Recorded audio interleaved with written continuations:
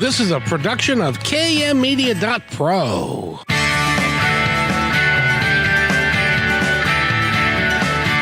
Welcome back to Positive Talk Radio. Our goal is simple: to explore evolving ideas one conversation at a time. So come on over into our world. I know you'll like it, because on today's show... Some time today, we've got a great couple of guests, and we're actually in the studio. It's the first time I've been here since COVID. This is nice. I used to remember what this place looked like. It's very nice. Eric, it's nice to see you again, sir. Good to see you in person, Kevin. It's been a while, yeah. I know, and I even wore a jacket. How nice is that, huh? Yeah, and the chair looks great wearing that jacket. It does. By the way, is it really going to snow all week? It's looking like we'll see a little bit overnight, but it's not going to hang around. Well, it's still here at the station. You got snow on the ground out there. I mean, I guess you really have to look for it, but well, I look pretty hard. So it's great. It's great to be here. I'm glad that we are actually in Factoria, and we've got a couple of local guests that I wanted to talk to today and Chris has been on the show before, and he was on a couple of weeks ago. We had a really awesome time. So if you want to go to positivetalkradio.net, you'll find out all about that show that we did. But we really wanted to get together with the mastermind of this project, and her name is, and I'm going to kill it, so I'm not going to say it. Chris, would you like to introduce your better half? Thank you so much, Kevin, first of all, for having us in person here.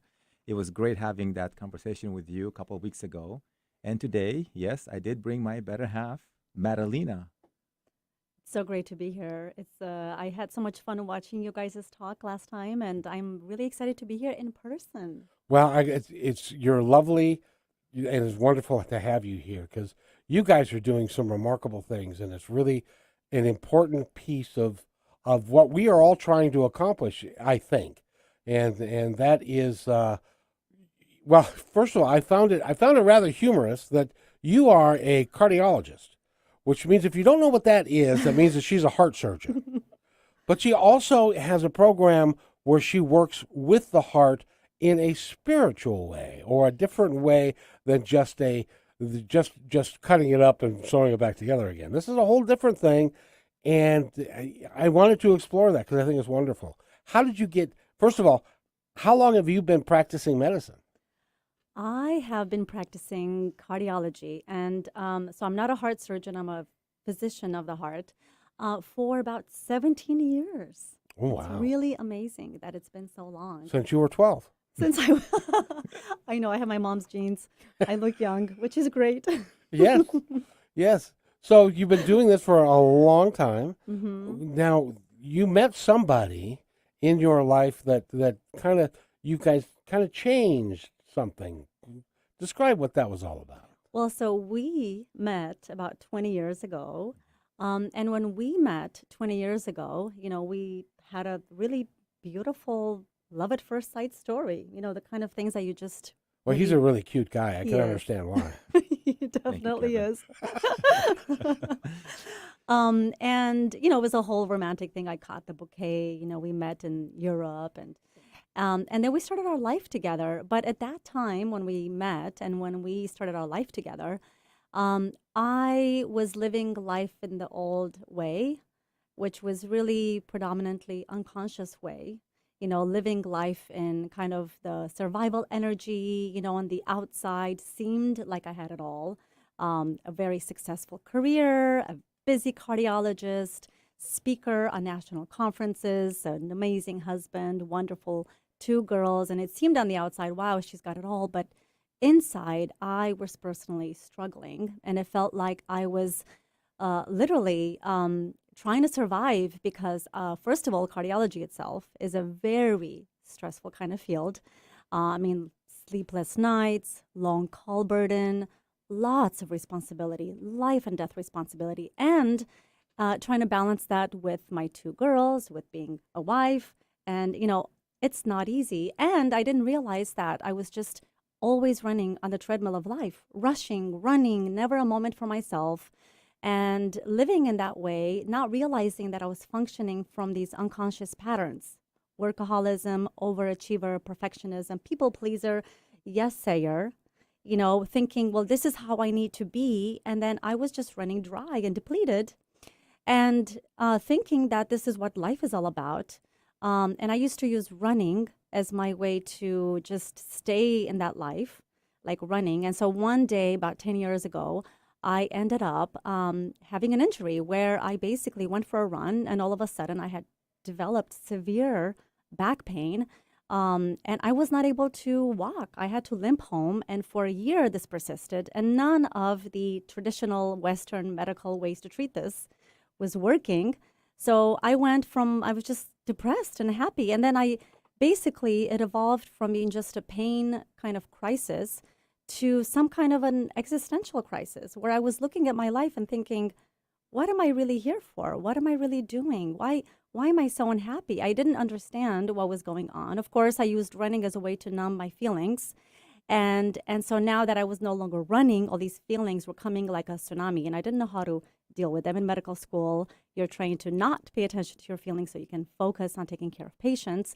And so all of this stuff happened, and what ended up is that I ended up using this crisis as a way to basically come back to myself and discover that there is a deeper purpose that I was able to discover through the journey back to my own spiritual heart, and realizing how I had been cut off from my heart and really working and functioning from kind of this unconscious programming and conditioning, and disconnected from my heart, following the shoulds of others' agenda, of the agenda of the mind, and now really bringing my heart into the equation, where the heart really should be leading the way, but I hadn't done that. So there was a whole process of years and years that we took together to really discover, who am I beneath all of these roles, and what is it that is my truth, what is it that is my purpose, and what is a deeper healing that I was there to experience and to then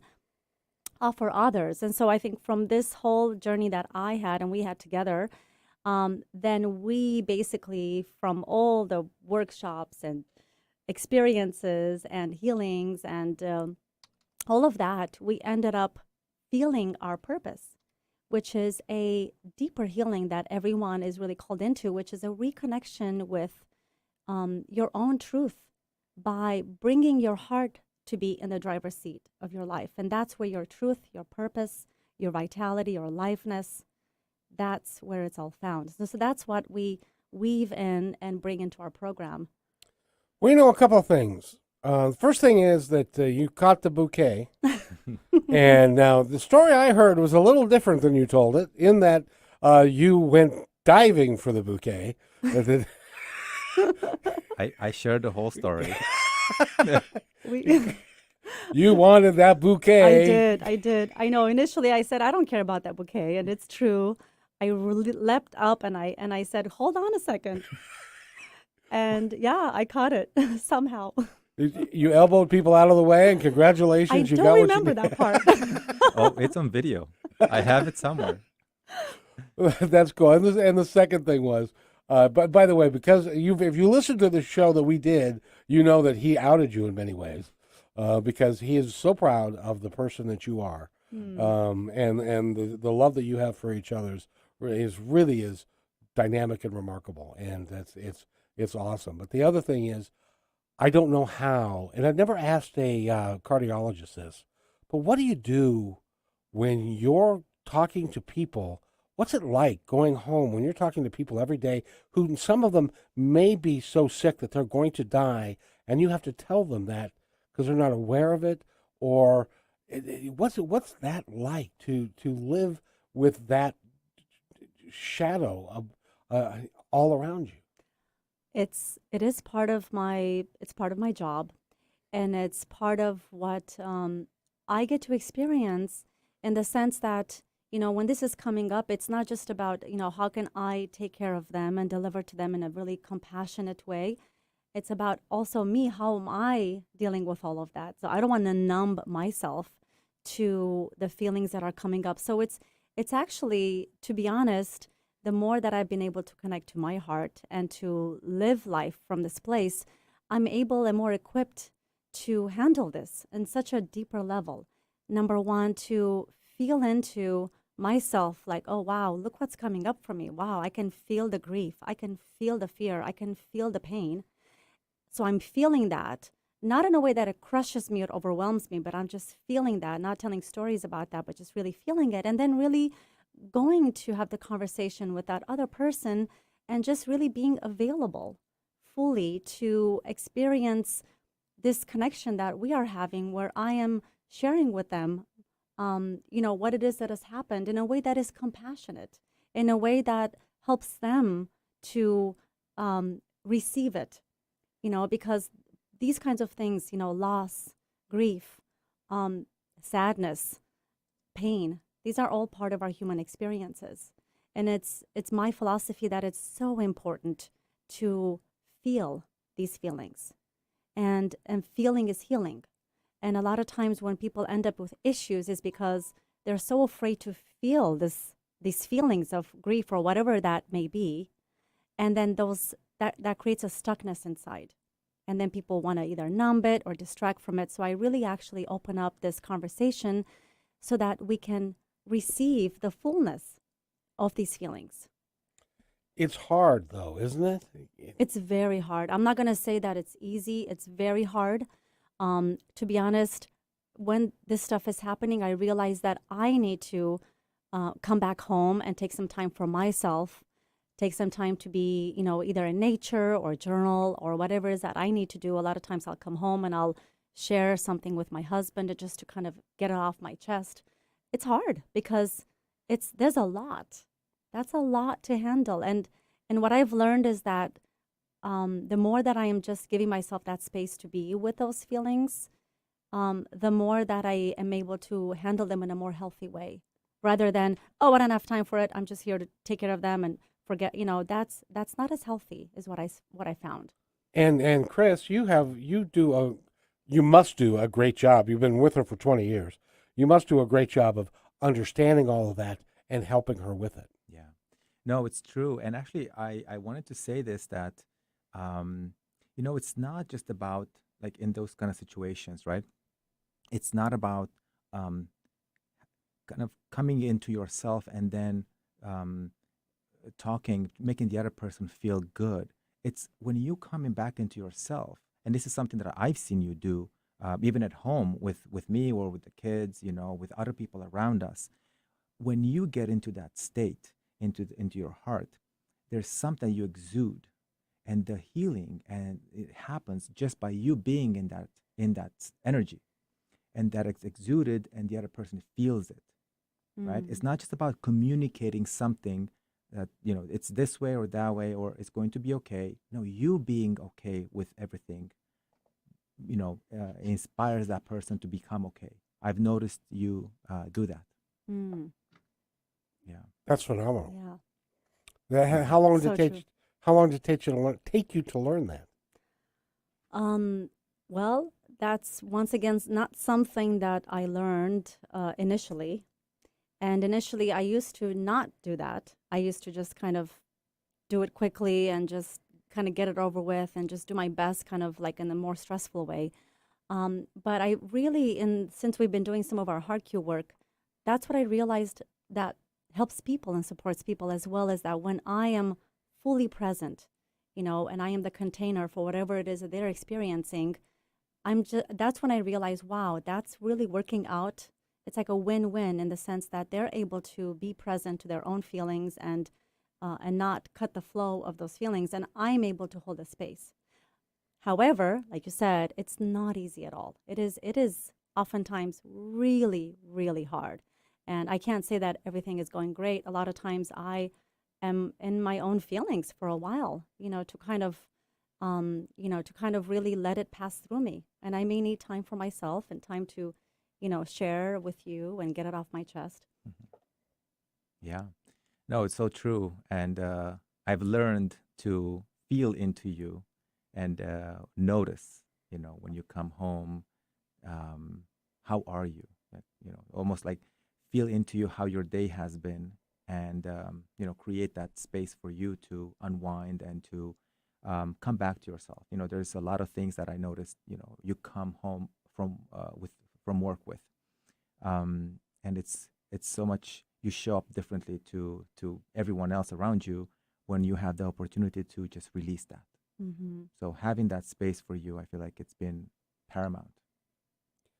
Now, in the second half of the show, we're going to talk about the programs you've developed, and because they are really cool, and I think that they're going to help a lot of people. But I wanted to ask you, I have talked to a lot of people. I mean a lot of people. Mm-hmm. And almost every one of us at one point or another says, why am I really here? And what am I supposed to be doing? Now, that happened to you. I assume, Cris, it happened to you as well. Yes. Where do you think those words and those feelings come from? I know, but I want you to tell me. Well, I feel that, for me personally, I did go into medicine because I was impassioned with healing. This is something I've always wanted to do. I wanted to make an impact and to heal. There was a calling, a deep calling. But then what happened is, as I went about it, I didn't realize that I had gone off path, in the sense that I didn't realize that there was this thing that happened where I kind of left my heart and I went to my mind, because I was pressured by stress and by the expectations and by all the shooting of the mind. And I was living in this kind of stress chemistry and stress energy.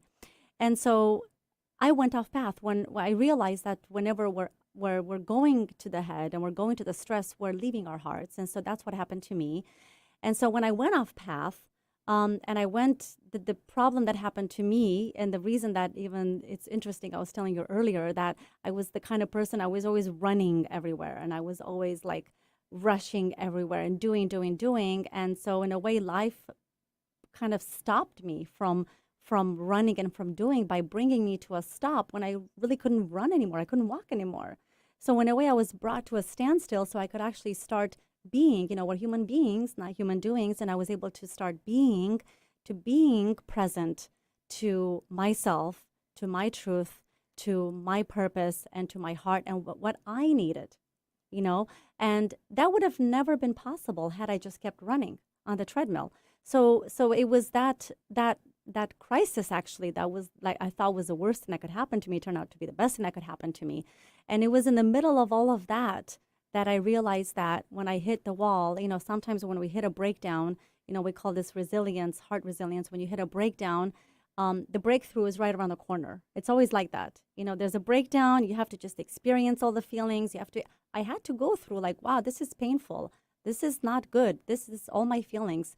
And then from that place, I was able to start asking those questions that I hadn't had, quote, time to ask myself, because I was so busy running in the matrix. And so now here I was, and I started asking, wow, is this really aligned? Is this really for me? Is this really what deeply makes me pulsate with aliveness, And when I started asking those questions, that's how it started. Which one of you went first? She did. She did. So my crisis came because of her. That's a different Isn't it story. always the way? But we joke about it, but it's so true, actually, It is. because, she started going on this path. And of course, with time, very soon, I started noticing very positive changes in her, right? And, I asked her, like, hey, what exactly are you doing? I mean, I know I know the books that you're reading and I know everything, but yet something is happening. Like, what are you doing? So she kind of let me into her world of, this is kind of what's happening inside of me, right? And so that, got me curious. So that was maybe my competitive side, like, oh, I want to do the same things, But then there was the other side where she started becoming, a conscious woman. And to live with a conscious woman is not easy. It's dangerous. It's dangerous because you can't hide anywhere. Like, there's no place to hide. And so, you pushed me.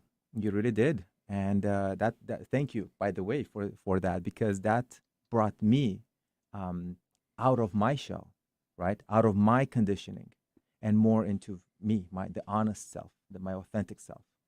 You know, it's interesting. We've had a lot of friends, and I think a lot of times this stuff happens. You know, when you start out, I mean, who we were 20 years ago, I'm like, wow, am I that person? Like, we are always changing and evolving and shifting. That's the nature of our human beingness, you know, that we're always evolving. That's the only thing that's constant is the change that we're Right. undergoing. And so, you know, I think we've noticed that in couples, in relationships, the greatest reason for, you know, separation is because people grow apart. They're not standing on that same foundation. So, you know, I used to ask the question, is love enough? You need love and a similar foundation, a similar vision. You know, do we want to go in the same direction? And a lot of times when one person is going on this growth, this depth that is happening, if the other one is not joining, it doesn't have to be the same. But if the other one is not joining in that growth of like that deeper awareness and that depth, then there's an out of rhythm that happens between the relationship. People are no longer synchronizing. And by the way, it's normal in this path. Like we went out of rhythm and in rhythm, out of rhythm, in rhythm, and then you kind of start to synchronize. You know, you get to be unique in our own ways and learn how to dance together, you know. But we realize how in this path of growth and evolving and shifting, one of the great reasons why people fall apart is because they're shifting and changing. They're different than who they were. And when that growth doesn't happen together, that's one of the great reasons for a separation. I'll even take it one step further. That can cause your entire friend apparatus that you are used to dissolving and disappearing because it's like, Chris, I don't know what's gotten into you, man. You're not the same dude you was a year ago, and you know what I mean. Yes. Oh, And- yes, I do. And so that happened in my case. It was like the wife left, and all the friends that we were together with, they also went. So then it was like, now you're back to basics of just family and trying to do the best you can. But it was necessary. It was part of the Yes. growth process. Yes, and I know, like I was gonna say that happened to us so much. We've had like layers and layers of friends. Not that we even tried; it just kind of happened. Like You're vibrating in a different frequency now, and they don't get the reason why you're doing and acting the way you are, and you're doing it from a place of love. But a lot of people still got that thing going on that isn't part of your heart. And that's why in coming up here in just a second, well, we'll get to it. Just relax. We're going to talk about the work that you guys are doing in the second half because I think it's vital. It's important for all of us to understand what you're doing and to work with you and to work with your heart more because following your heart. I think I mentioned to Chris that I had a saying that just popped from a movie screen one day. And it said, "Your heart is free. Have the courage to follow it." And for me, that was like, now that makes a whole lot of sense, now doesn't it? So that's my mantra now: is your heart is free. Have the courage to follow it. And by the way, we were talking with Chris, and we're talking with Madalina. Got it. I knew I'd get it wrong. I don't have it sitting in front of me, but I want to thank both of you for being here. Now you are working, and I don't know if you want to give the name of the hospital or not. But Evergreen Hospital. Okay, you are working out of Evergreen, and it's a great hospital, by the way. It's right down the street. It's a wonderful hospital. Oh yes. Yeah, wonderful doctors. Wonderful place. And Chris, you are pursuing your family's dream together, aren't you? I am. Yes, I am devoting myself 100% to our passion, to HeartQ, and to the programs and coaching, and that's what I'm doing. And also these two little miniature people. Yes, we do have two miniature people, which are not so miniature anymore. I know they're growing up way too fast. How old are they now? So 2 girls, 11 and 14. Oh, we talked about that. Yes. Yeah. Well, tell me, Mom, how's the 14-year-old? Oh, it's waves. It's like there's the connection and the separation, the need for individuality, and it's also me letting her go. It's an opportunity for us to learn. Because we always say these kids never came with a manual, right? So we are writing the manual as we go through life, and we've had to learn to become better human beings, better parents, because they're challenging us to do that. So it's interesting. The manual also gets rewritten from child to child. It does. We've learned that as well. Yeah, I remember like all the books I read. I'm like, none of these are working. What the heck? And you're going, well, with the first one we did this, and it's not working at all with this working. one. Yeah. So Talk about intuition. I mean, that's what ended up working. Like feeling into the child. You know, that's what ended up working. that's right. Yeah. And by the way, if you want to follow along and go to their website, HeartQ.com, I believe is That's what correct. it is. Yes. HeartQ.com. So it's just a letter Q, HeartQ.com, and they've got classes, they've got programs. You can find out why they believe what they do and what they're doing and what impact that, and we were talking about it before we got on here, and all three of us have the same desire to have an impact in the world. Exactly. Yeah. And I believe that that's going to happen for you, for all of us. Because I think, and you said it earlier, the world is changing a bit, I think. Yeah. Yeah. We- I feel like, go ahead. I was going to say that we measure our success in the number of people that we get to impact. Even if it's a small impact, to us, it's worth it. Because again, it's one person at a time, one heart at a time. And eventually, you know, we'll impact enough people to get to that tipping point. Yeah, and I think it's also personal experience. Like I know what it's like to be in me and in my own body and in the way that I live my life now and the changes that I've experienced. And I want to give people that gift that they themselves can experience by their own empowerment, by just simply connecting to their heart. It sounds so simple. It's such a simple thing. But the mind makes it all complex, you know, but it's actually quite simple. But yet it's so hidden. You know, it's not something that people really do, actually. Or even talk about. Yeah, I know. You know, so and because you're a cardiologist, you've looked all around the heart, and there's something there that's not there but is there. Yeah. I don't There's know.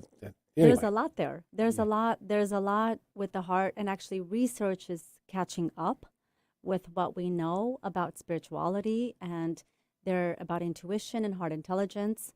And we can really go into that. Like research is showing multiple ways.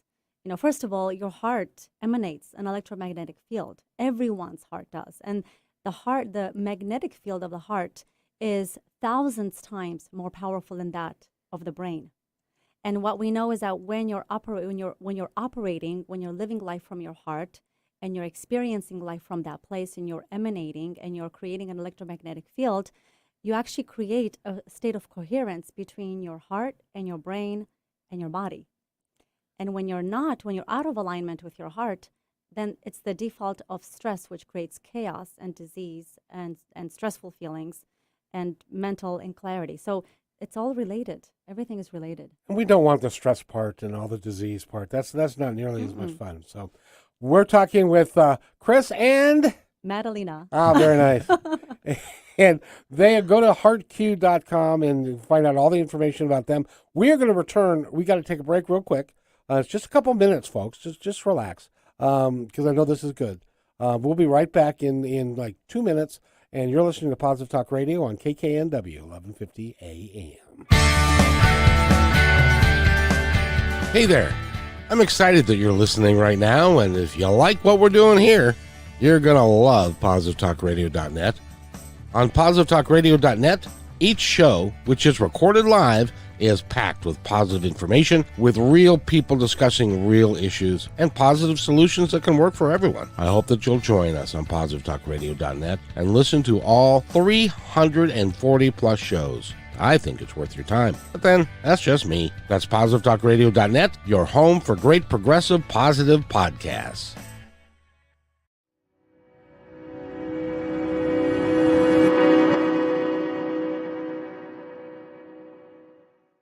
When you want to say more than words communicate, you can with flowers. Your custom boutique floral studio in Bothell, Washington is anaturaldesign.com, connecting you to nature through the language of flowers. Where your people are is where our flowers are beautiful. Your success is our goal. anaturaldesign.com at your fingertips today.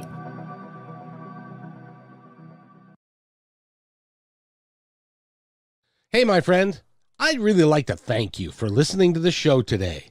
As you may know, I started Positive Talk Radio way back in 2003. We were one of the first shows on KKNW.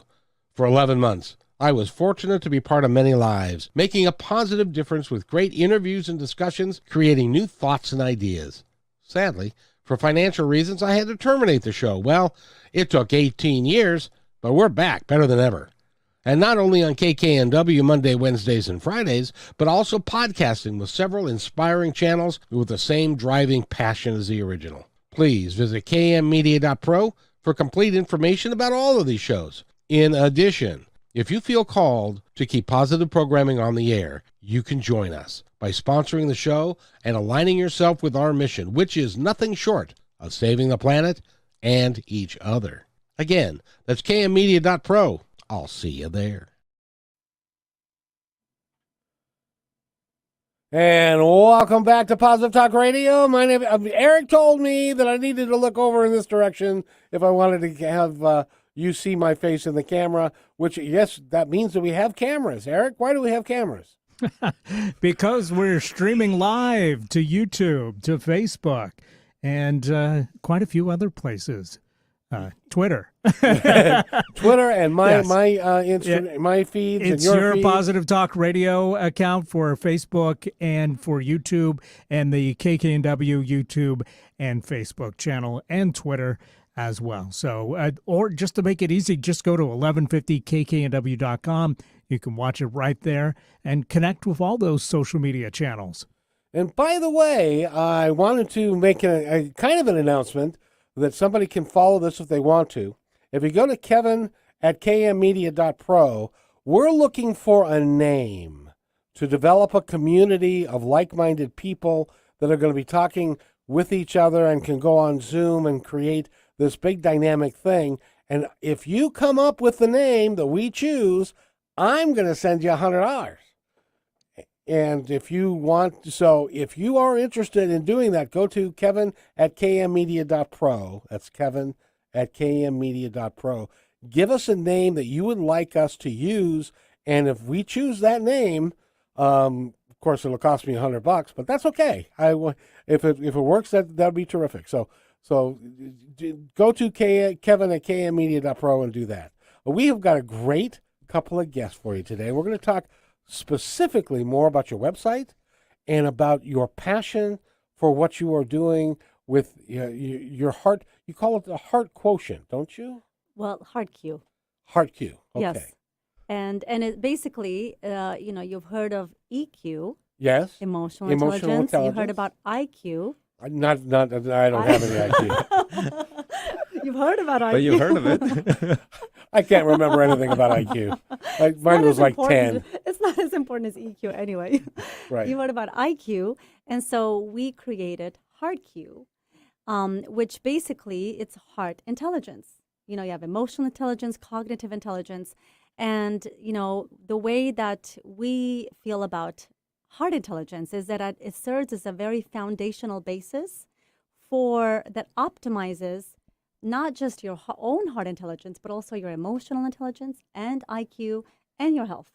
And the way that that happens is that, like I was saying earlier, that research is catching up with us. So what we know, as I was mentioning earlier now, is that when we are really deeply connected to the heart and we're putting the heart in the driver's seat and we're tuning into our heart and our electromagnetic field of the heart is expanding, then what's happening is that there's this method, there's a process of the way that the heart connects with the brain via something called heart rate variability. You don't need to worry about that, but it's a pattern. Good.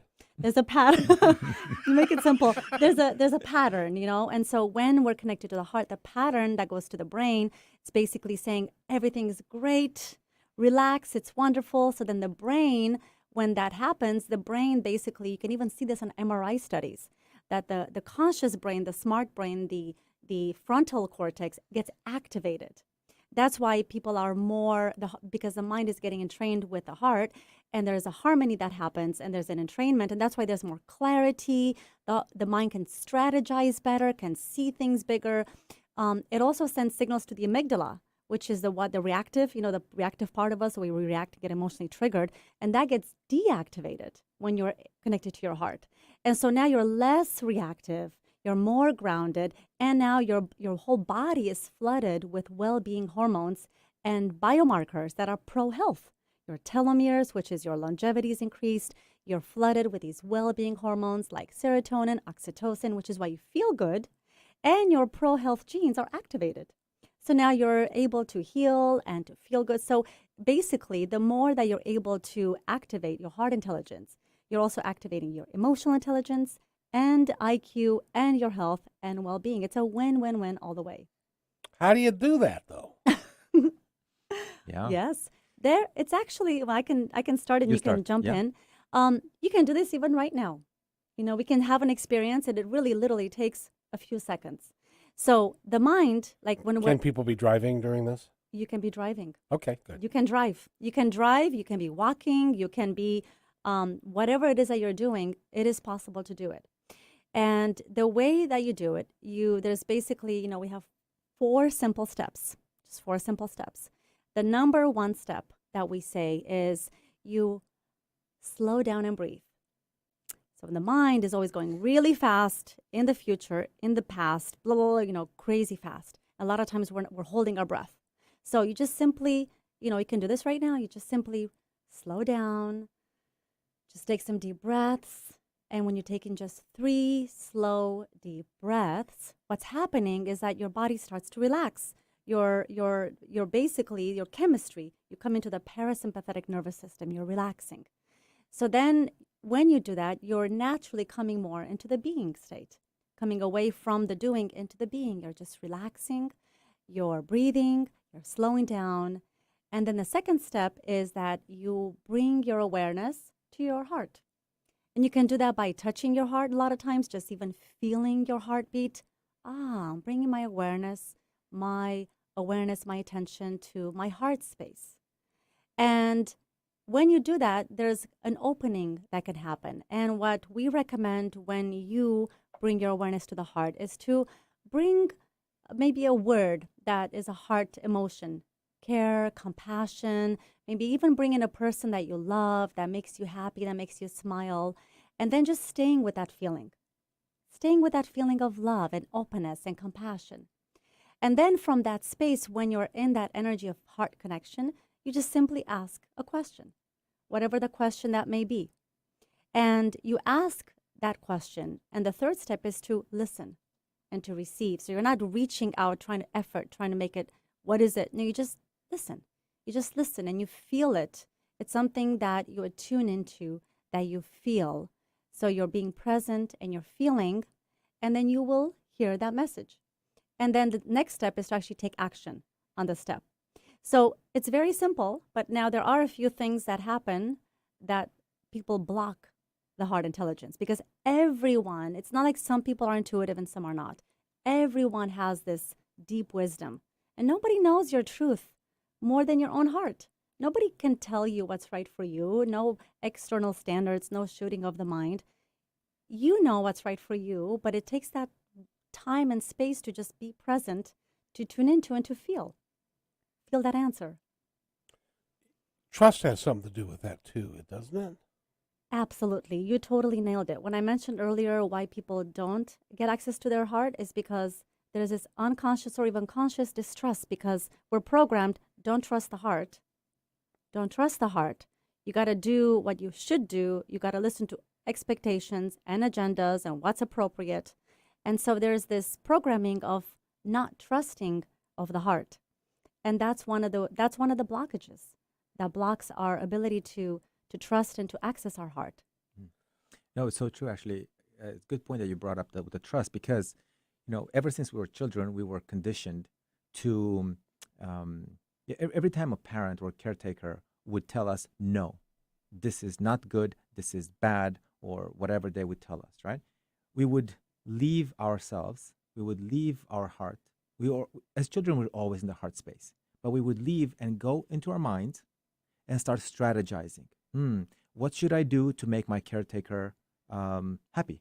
Because otherwise, if they're not happy, then I'm not accepted as I am, so I have to make some changes. So we go into our mind and start strategizing.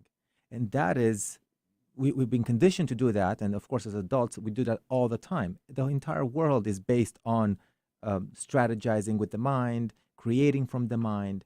And I would say that's also why our creations, as beautiful as they are, they're so limited because our mind can only create based on what we know is possible, based on our past experience, right?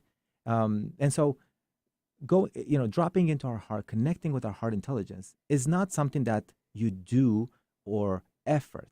Something like I'm not in my heart, I'm going to do something to go into my heart. No, it's about removing those layers of conditioning that we have put in front of us that stand in the way of us connecting with our heart. So slowing down, for example, again, it's a very simple step. But when you slow down and you take a deep breath, you're basically communicating to your body, to your entire system, everything is okay. You are safe. You can trust. You said the word again. That's because for me that is one of the paramount words of the English language. Is we have to trust ourselves. We have to trust our intuition. We have to trust that what we are perceiving is true for us. It doesn't have to be true for everybody, but it can be true for us.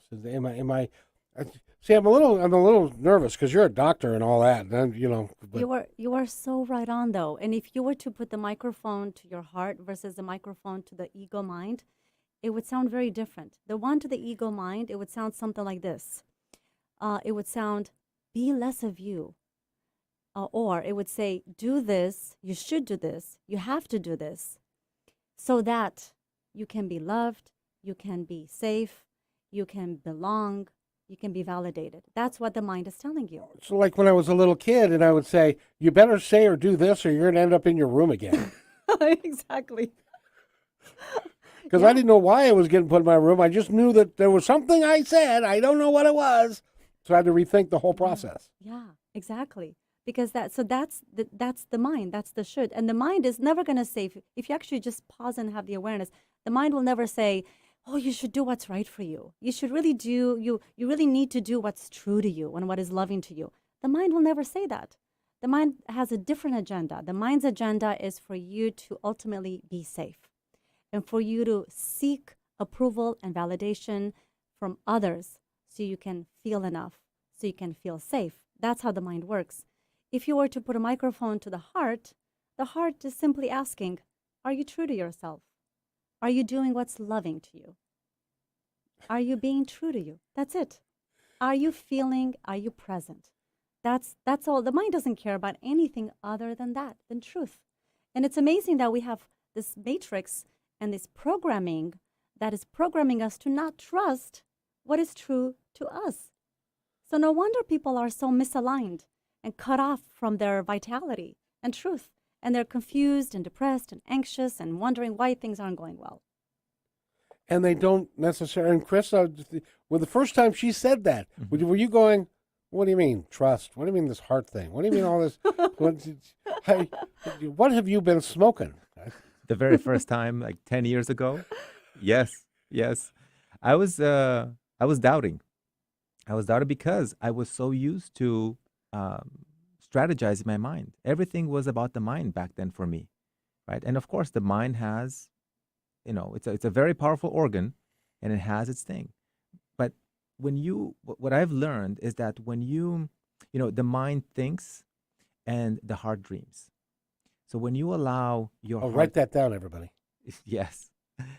When you allow your heart to dream and to come into that space of what, like you said before, like what is true for me, right?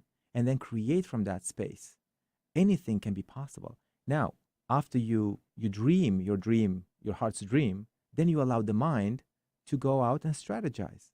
So that's where the brain heart connection happens. The heart dreams, and then the mind starts strategizing. How can we implement this in the real world? It's interesting that you would say that because this is my dream. And then I went about making it happen because this wouldn't exist any other way.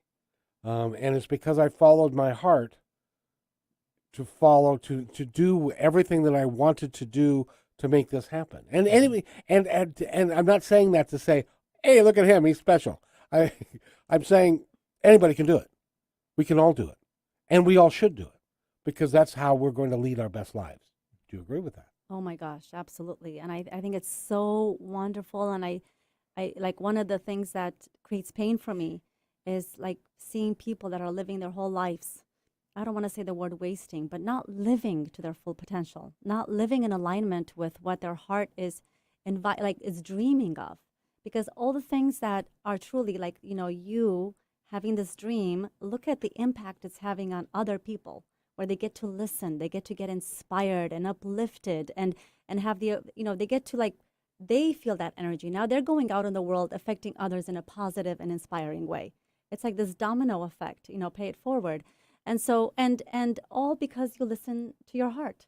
And so, yeah, to us, this is why we are so excited about this, because it's really interesting that in the society, why is it that, you think about it, there's a program against listening to your heart. Uh-huh. Do we get that learning somewhere? Is that somewhere, written? It's actually the opposite. Isn't that interesting? Why is it that, listen to what, let's listen to that expert. Let's let that person's expectation, that person who knows better for you. Is that really, then we're living a life that is really not ours. We're living a life that is not true to ourselves. And when that happens, that is kind of a form of self-sabotage. And that's a form of self-betrayal. And that's when all things start to not work out. Things start breaking down in some way or another.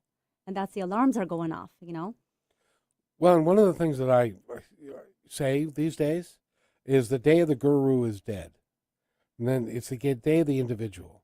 It's the day of how can you, Cris, and help us here, how can people live their best life without without the use of somebody who says, look, I'm all that in a bag of chips, you should follow me. You got to follow yourself. How do you do it? Well, you said it. I Trust. You did. Oh, I did. Trust. Yes. It is all about trusting yourself. See, when we look at others, we may say, "Oh, this is possible," right? We want to create something in our life, and we may say, "Okay, is this possible or not?" And maybe we look at others and say, "Oh, well, they've done it, so it must be possible." But the deeper question is, do you believe it's possible for you? Do you trust that whatever you want to bring out into the world is possible for you? Now, of course, if you come from the place of the mind will always doubt, right? The opposite of trust. We'll say, well, maybe if I go this way, I will try to project forward and figure out if I take this path, will it get me there? Maybe it will, maybe it won't. I try another one, or I create another path. So now we have all these paths that we look at with our mind, and we start doing the pros and cons game, right? Is this going to be good for me? Is this going to be bad? Is this going to help? Is this not going to help? Is it going to move forward or not? It takes so much energy to go through that process. But look at your story, for example, right? You knew there was a knowing, an inner knowing for you that you wanted to do this. That came from your heart. You don't even care how it's possible, but there was an inner knowing that yes, it is possible. You believed it was possible for you. And that's how you manifested. Yes, there were some ups and downs, of course, life, but you are where your heart dreamed. I've got amazing stories that one of these days I'll have to put in a book about how things have just kind of lined up. And I believe that happens for everybody if they are open to it and open their heart to it. And so that's why it's really important that people listen to what you have to say. Go to HeartQ.com and talk to you, because I think that you would be very helpful. If they want to take classes from you, I know you've got some classes coming up. You've got some cool stuff. So let's talk about that. Yeah, we have this really wonderful program called Unleash Your Heart. Unleash your heart. Bring your heart out. Uncover your heart. And this program is really amazing. We're going to start to do a live cohort as well. But the program is broken down in 3 parts. Number 1 is bring the awareness. Open the light of awareness to those things that you're not aware of. Carl Jung said, until you make the unconscious conscious, it will rule you and you will call it fate. And you'll say, why is this happening to me? Why is this always never working out? And we'll keep thinking that it's always out there. But when you start bringing light of awareness inside, you'll see, wow, there's a lot going on that I've created stories around, a lot of limitations I'm coming from, a lot of things that I'm not even aware of that is driving me. So there's that expansion. The second part is, now that you're opening up your awareness, now the second part is like opening up to your heart. What is it? Like, people have no idea. What does it mean to listen to my heart? What does it mean to feel my authentic self? Who knows that? You don't get that teaching anywhere. What is that? And it's not something you think about, and I'm going to give you 3 steps. It's an experience that you have to be present to and feel and experience. And so that's the second part. And the third part is, okay, now that you are connecting to your heart, what does it mean to live a life from your heart? So you're no longer coming from the default, but you're actually learning to trust your heart. And whether it's a small day-to-day, moment-to-moment choices or the big choices in life, decisions, what does it mean to now create alignment from the heart? So that's our signature program. And then I also have something that I'm creating called the 8 portals into the heart.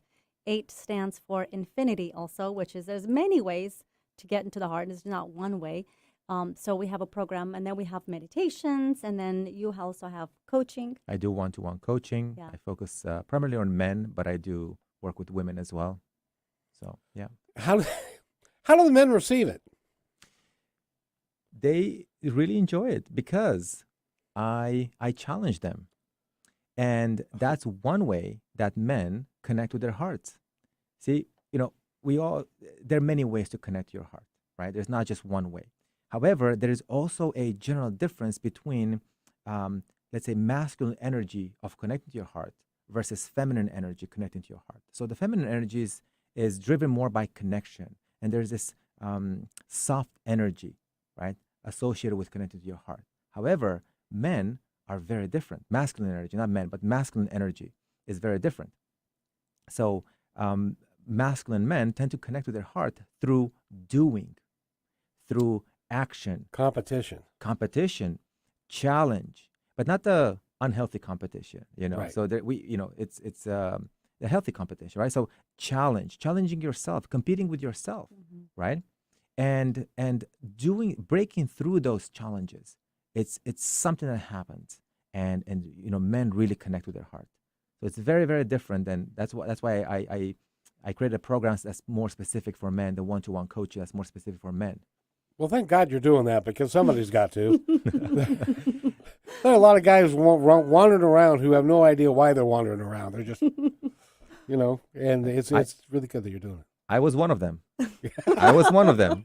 Well, we get, and speaking about guys here, we get brought up. I played Little League Baseball. I played football. I was real competitive. I was a boxer. was a wrestler.